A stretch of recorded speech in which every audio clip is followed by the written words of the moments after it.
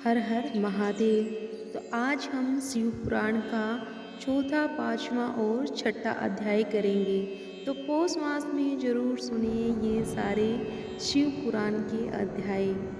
चौथा अध्याय शुरू करते हैं। तो चुनचुला की शिव कथा सुनने में रुचि और शिवलोक में गमन। ब्राह्मण बोले, नारी तुम सौभाग्यशाली हो जो भगवान शंकर की कृपा से तुमने वैराग्यपूर्ण शिव पुराण की कथा सुनकर समय से अपनी गलती का एहसास कर लिया है। तुम डरो मत, भगवान शिव की शरण में जाओ। उनकी परम कृपा से तुम्हारे सभी पाप नष्ट हो जाएंगे। मैं तुम्हें भगवान शिव की कथा सहित वह मार्ग भी बताऊंगा जिसके द्वारा तुम्हें सुख देने वाली उत्तम गति प्राप्त होगी। शिव कथा सुनने से तुम्हारी बुद्धि शुद्ध हो गई है और तुम्हें पश्चाताप हुआ है तथा मन में वैराग्य उत्पन्न हुआ है। पश्चाताप ही पाप करने वाले पापियों के लिए सबसे बड़ा प्रायश्चित है। पश्चाताप ही पापों का शोधक है, इससे ही पापों की शुद्धि होती है। सत्पुरुषों के अनुसार पापों की शुद्धि के लिए प्रायश्चित पश्चाताप से ही संपन्न होता है। जो मनुष्य अपने कुकर्म के लिए पश्चाताप नहीं करता वह उत्तम गति प्राप्त नहीं करता, परंतु जिसे अपने कुकृत्य पर हार्दिक पश्चाताप होता है वह अवश्य उत्तम गति का भागीदार होता है, इसमें कोई शक नहीं है। शिव पुराण की कथा सुनने से चित्त की शुद्धि एवं मन निर्मल हो जाता है। शुद्ध चित्त में ही भगवान शिव व पार्वती का वास होता है। वह शुद्धात्मा पुरुष सदा शिव के पद को प्राप्त होता है। इस कथा का श्रवण सभी मनुष्यों के लिए कल्याणकारी है। इसकी आराधना व सेवा करनी चाहिए। यह कथा भवबंधन रूपी रोग का नाश करने वाली है। भगवान शिव की कथा सुनकर हृदय में उसका मनन करना चाहिए। इससे चित्त की शुद्धि होती है और चित्त शुद्धि होने से ज्ञान और वैराग्य के साथ महेश्वर की भक्ति निश्चय ही प्रकट होती है तथा उनके अनुग्रह से दिव्य मुक्ति प्राप्त होती है। जो मनुष्य माया के प्रति आसक्त है वह इस संसार बंधन से मुक्त नहीं हो पाता है। हे ब्राह्मण पत्नी, तुम अन्य विषयों से अपने मन को हटाकर भगवान शंकर की इस परम पावन कथा को सुनो। इससे तुम्हारे चित्त की शुद्धि होगी और तुम्हें मोक्ष की प्राप्ति होगी। जो मनुष्य निर्मल हृदय से भगवान शिव के चरणों का चिंतन करता है उसका एक ही जन्म में मुक्ति को प्राप्त हो जाता है। जो उसका एक ही जन्म होता है, एक ही जन्म में वो मुक्ति को पा लेता है, उसको भटकना नहीं पड़ता है। सूत जी कहते हैं, सोनक, यह कहकर वे ब्राह्मण चुप हो गए। उनका हृदय करुणा से भर गया। वे ध्यान में मगन हो गए। ब्राह्मण का उक्त उपदेश सुनकर चुनचुला के नेत्रों में आनंद के आंसू छलक आए। वह हर्ष भरे हृदय से ब्राह्मण देवता के चरणों में गिर पड़ी और हाथ जोड़कर बोली, मैं धन्य हो गई। हे ब्राह्मण, शिव भक्तों में श्रेष्ठ स्वामिनी आप धन्य हैं। आप परमार्थदर्शी हैं और सदा परोपकार में लगे रहते हैं। साधो, मैं नरक के समुद्र में गिर रही हूँ, कृपा कर मेरा उद्धार कीजिए। जिस पौराणिक व अमृत के समान सुंदर शिव पुराण कथा की बात आपने की है उसे सुनकर ही मेरे मन में वैराग्य उत्पन्न हुआ। उस अमृतमयी शिव पुराण कथा को सुनने के लिए मेरे मन में बड़ी श्रद्धा हो रही है। कृपा आप मुझे उसे सुनाएं। सूत जी कहते हैं, शिव पुराण की कथा सुनने की इच्छा मन में लिए हुए चुनचुला उन ब्राह्मण देवता की सेवा में वहीं रहने लगी। उस गोकर्ण नामक महाक्षेत्र में उन ब्राह्मण देवता के मुख से चुनचुला शिव पुराण की भक्ति, ज्ञान और वैराग्य बढ़ाने वाली और मुक्ति देने वाली परम उत्तम कथा सुनकर कृतार्थ हुई। उसका चित्त शुद्ध हो गया। वह अपने हृदय में शिव के सगुण रूप का चिंतन करने लगी। वह सदैव शिव के सच्चिदानंद स्वरूप का स्मरण करती थी। तत्पश्चात अपना समय पूर्ण होने पर चंचुला ने बिना किसी कष्ट के अपना शरीर त्याग दिया। उसे लेने के लिए एक दिव्य विमान वहां आ पहुंचा। यह विमान शोभा साधनों से सजा था एवं शिव गणों से सुशोभित था। चंचुला विमान से शिवपुरी पहुंची। उसके सारे पाप धुल गए। वह दिव्यांगना हो गई। वह गौरी गंग देवी मस्तक पर अर्धचंद्र का मुकुट व अन्य दिव्य आभूषण पहने शिवपुरी पहुंची। वहां उसने सनातन देवता त्रिनेत्रधारी महादेव शिव को देखा। सभी देवता उनकी सेवा में भक्ति भाव से उपस्थित थे। उनकी अंग कांति करोड़ों सूर्य के समान प्रकाशित हो रही थी। 5 मुख और हर मुख पर 3-3 नेत्र थे। मस्तक पर अर्धचंद्राकार मुकुट शोभ्यमान हो रहा था। कंठ में नीला चिन्ह था। उनके साथ में देवी गौरी विराजमान थी, जो विद्युत पुंज के समान प्रकाशित हो रही थी। महादेव जी की कांति कपूर के समान गौर थी। उनके शरीर पर श्वेत वस्त्र थे तथा शरीर पर श्वेत भस्म से युक्त था। इस प्रकार भगवान शिव के परम उज्ज्वल रूप के दर्शन कर चंचला बहुत प्रसन्न हुई। उसने भगवान को बारंबार प्रणाम किया और हाथ जोड़कर प्रेम, आनंद और संतोष से युक्त हो विनती भाव से खड़ी हो गई। उसके नेत्रों से आनंद अश्रुओं की धारा बहने लगी। भगवान शंकर व भगवती गौरी उमा ने करुणा के साथ तथा सौम्य दृष्टि से देखकर चंचुला को अपने पास बुलाया। गौरी उमा ने उसे प्रेम पूर्वक अपनी सखी बना लिया।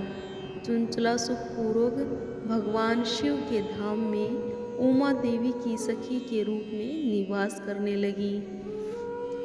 यहाँ पर हमारा हुआ 4वां अध्याय पूरा। तो बोलिए हर हर महादेव। अब हम करेंगे 5वां अध्याय, विदुं का निषाद पिशाच होती है योनि से उद्धार। सूत जी बोले, सोनक, एक दिन चंचुला आनंद में मगर उमा देवी के पास गई और दोनों हाथ जोड़कर उनकी स्तुति करने लगी। चंचला बोली, हे गिरिराज नंदिनी स्कंद माता उमा, आप सभी मनुष्य एवं देवताओं द्वारा पूज्य तथा समस्त सुखों को देने वाली हैं। आप शंभु प्रिय हैं। आप ही सुगुण और निगुण हैं। हे सच्चिदानंद स्वरूपिणी, आप ही प्रकृति की पोषक हैं। हे माता, आप ही संसार की सृष्टि, पालन और संहार करने वाली हैं। आप ही ब्रह्मा, विष्णु और महेश को उत्तम प्रतिष्ठा देने वाली परम शक्ति हैं। सूत जी कहते हैं, सोनक, सदति प्राप्त चंचुला इस प्रकार देवी की स्तुति कर शांत हो गई। उसकी आंखों में प्रेम के आंसू उमड़ आए। तब शंकर प्रिय भगत वत्सला उमा देवी ने बड़े प्रेम से चंचुला को चुप कराते हुए कहा, सखी चंचुला, मैं तुम्हारी स्तुति से प्रसन्न हूँ। बोलो, क्या वर मांगती हो? चंचला बोली, हे गिरिराज कुमारी, मेरे पति बिंदु इस समय कहाँ है? उनकी कैसे हुई मृत्यु मुझे बताएं और कुछ उपाय कीजिए ताकि हम फिर से मिल सके। हे महादेवी, मेरे पति एक शूद्र जाति वेश्या के प्रति आसक्त थे और पाप में ही डूबे रहते थे। गिरजा बोली, बेटी, तुम्हारा पति बिंदु बड़ा पापी था। उसका अंत बड़ा भयानक हुआ। वेश्या का उपभोग करने के कारण वह मूर्ख नरक में भी अनेक वर्षों तक अनेक प्रकार के दुख भोग कर अब शेष पाप को भोगने के लिए विंध्य पर्वत पर पिशाच की योनि में रह रहा है। वह दुष्ट वही वायु पीकर और सब प्रकार के कष्ट सहता है। सूत जी कहते हैं, सोनक, गौरी देवी की यह बात सुनकर चंचला अत्यंत दुखी हो गई। फिर मन को किसी तरह स्थिर करती हुई दुखी हृदय से माँ गौरी से उसने एक बार फिर पूछा, हे महादेवी, मुझ पर कृपा कीजिए और मेरे पापी पति का अब उद्धार कर दीजिए। कृपया करके मुझे वह उपाय बताएं जिससे मेरे पति को उत्तम गति प्राप्त हो सके। गौरी देवी ने कहा, यदि तुम्हारा पति बिंदु शिव पुराण की पुण्यमयी उत्तम कथा सुने तो वह इस दुर्गति को पार करके उत्तम गति का भागी हो सकता है। अमृत के समान मधुर गौरी देवी का यह वचन सुनकर चंचुला ने दोनों हाथ जोड़कर मस्तक झुकाकर उन्हें बारंबार प्रणाम किया तथा प्रार्थना की कि मेरे पति को शिव पुराण सुनाने की व्यवस्था कीजिए। ब्राह्मण की पत्नी चंचुला के बार बार प्रार्थना करने पर शिव प्रिय गौरी देवी ने भगवान शिव की महिमा का गान करने वाले गंधर्वराज तुब्रो को बुलाकर कहा, तुब्रो, तुम्हारी भगवान शिव में प्रीति है। तुम मेरे मन की सभी बातें जानकर मेरे कार्यों को सिद्ध करते हो। तुम मेरी इस सखी के साथ विंध्य पर जाओ। वहाँ एक महाघोर और भयंकर पिशाच रहता है। पूर्व जन्म में वह पिशाच बिंदुक नामक ब्राह्मण मेरी इस सखी चंचुला का पति था। वह वेश्यागामी हो गया। उसने स्नान संध्या आदि नित्य क्रम छोड़कर अपवित्र रहने लगा। क्रोध के कारण उसकी बुद्धि भ्रष्ट हो गई। दुर्जनों से उसकी मित्रता तथा सज्जनों से द्वेष बढ़ गया था। वह अस्त्र शस्त्र से हिंसा करता, लोगों को सताता था, उनके घरों में आग लगा देता था, चंडालों से दोस्ती करता, वह रोज वेश्या के पास जाता था।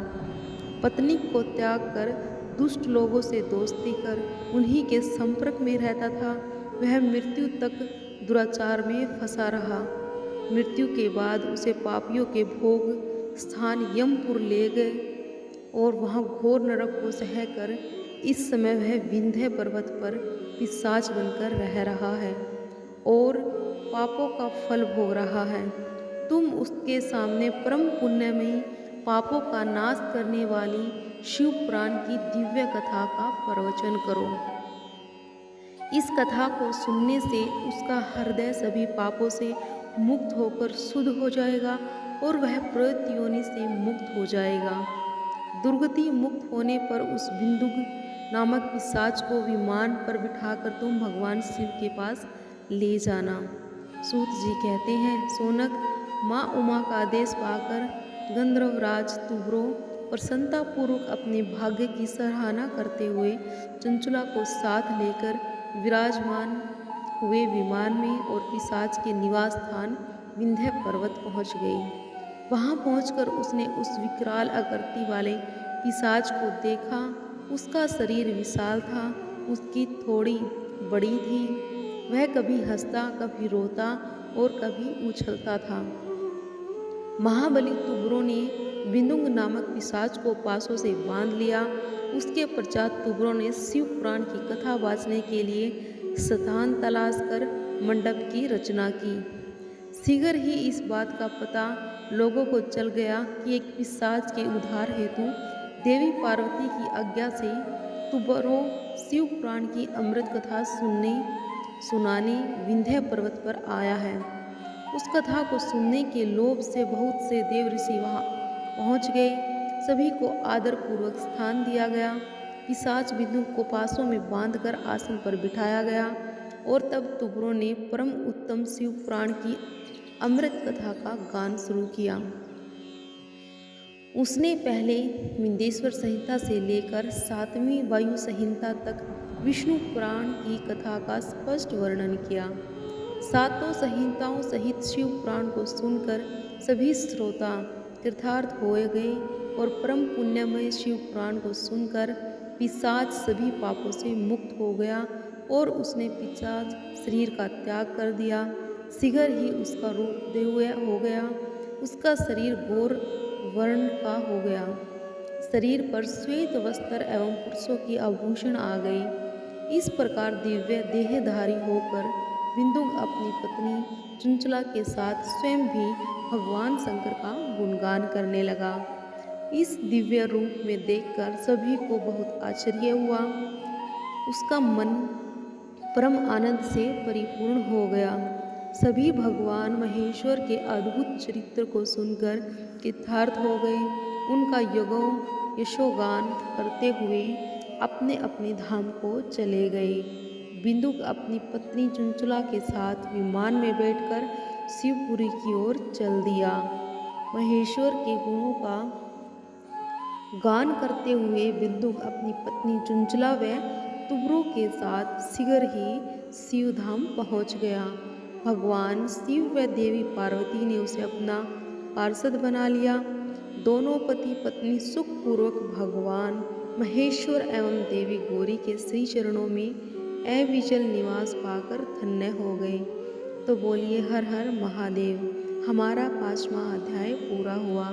तो चलिए करते हैं अब 6ठा अध्याय, शिव पुराण के श्रवण की विधि। शौनक जी कहते हैं, महाप्राग सूत जी, आप धन्य एवं शिव भक्तों में श्रेष्ठ हैं।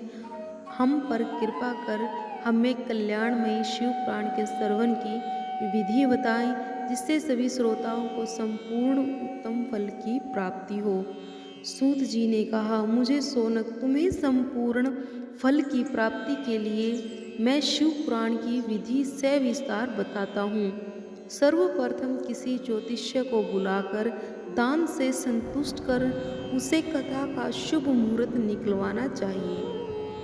उसकी सूचना का संदेश सभी लोगों तक पहुंचना चाहिए कि हमारे यहाँ पर शिव पुराण की कथा होने वाली है। अपने कल्याण की इच्छा रखने वालों को इसे सुनने अवश्य पधारना चाहिए। देश देश में भी जो भी भगवान शिव के भक्त हों तथा शिव कथा के कीर्तन और श्रवण के उत्सुक हों, उन सभी को आदर पूर्वक बुलाना चाहिए, उनका आदर सत्कार करना चाहिए।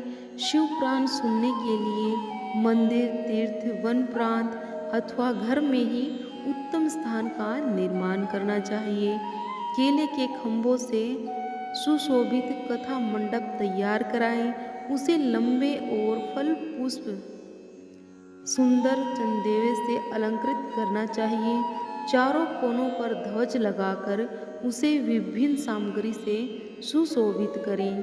भगवान शंकर के लिए भक्ति पूर्वक दिव्य आसन का निर्माण करना चाहिए तथा कथावाचक के लिए भी दिव्य आसन का निर्माण करना चाहिए।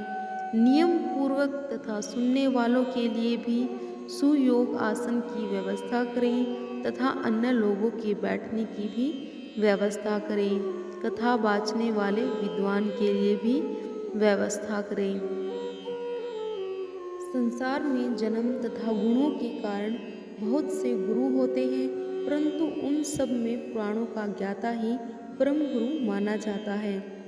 पुराणों वेता पवित्र, शांत, साधु, ईर्ष्या पर विजय प्राप्त करने वाला और दयालु होना चाहिए।